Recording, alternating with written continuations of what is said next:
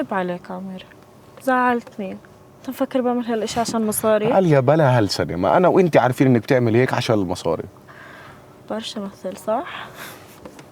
بس جد، إذا ما جبت الإجابات النموذجية أو على الأقل الأسئلة، عليا أنا بتحطم، بتدمر، بضيع مستقبلي عليا. احكي لك اشي؟ اه حتى انت بتعرف تمثل. يخرب بيتي، هذا اليومين بتدرب عليها. طيب المهم، شو بدنا نعمل؟ كيف بدك تدبر الوضع؟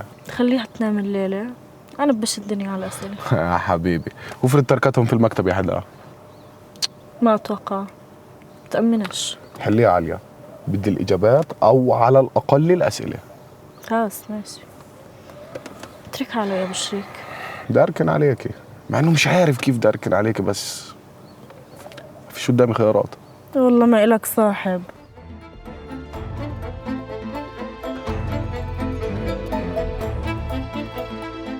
بزوده، بس ضروري بدي الأسئلة.